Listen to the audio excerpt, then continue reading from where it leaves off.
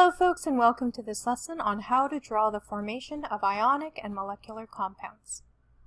When you are drawing how an ionic compound forms, you are going to be starting with neutral atoms and showing how they become ions and how those ions are attracted to each other. So you're going to have to draw the atoms in one form or another. The Bohr-Rutherford diagram is one of the ways that you can do it, or you can use Lewis diagrams if you know a little bit more about those.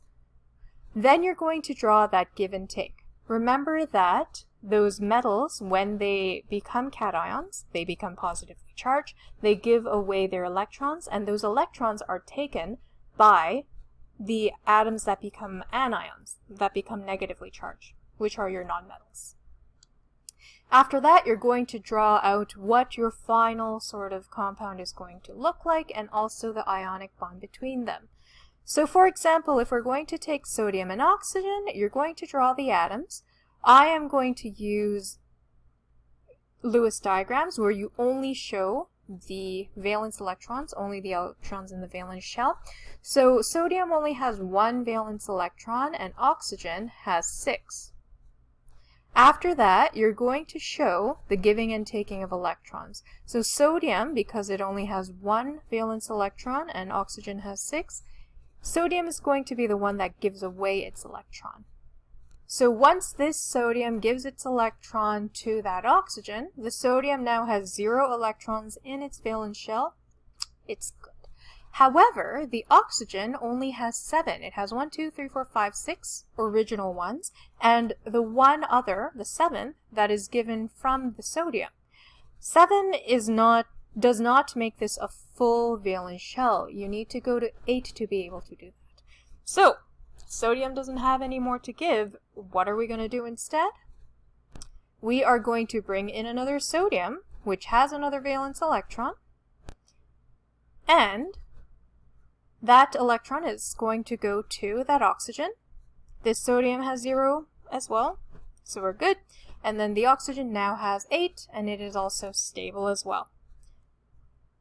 So this means that for every one oxygen, there must be 2 sodiums for a compound to be properly formed between sodiums and oxygens. And so from here, you are going to draw the final ions, which is going to look like this. And then you have to make sure that you also draw that ionic bond, and that's that attraction between your positively and negatively charged ions. So pause the video, try these 2 out, and then check your answer afterwards. When it comes to your magnesium and your magnesium has 2 valence electrons, your oxygen has 6. Your magnesium is going to give away both of its electrons to oxygen, and that will leave magnesium with 0 valence electrons and oxygen with 8.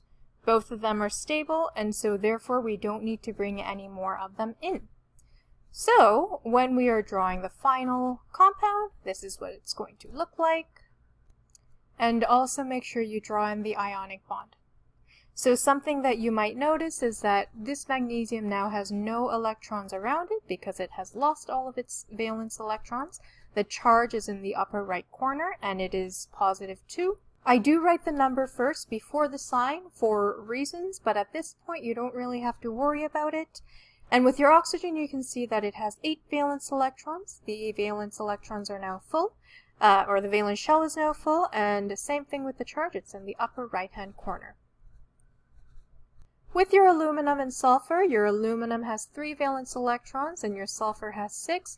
You would have found that when your aluminum started giving electrons, 2 of it were able to go to that sulfur, but the sulfur is now full. It now has 8 valence electrons. There's still 1 valence electron in the aluminum that it still needs to give away though. And so you need to bring in more sulfurs, and at the end of all of this, you're going to find out that these are the numbers that you need.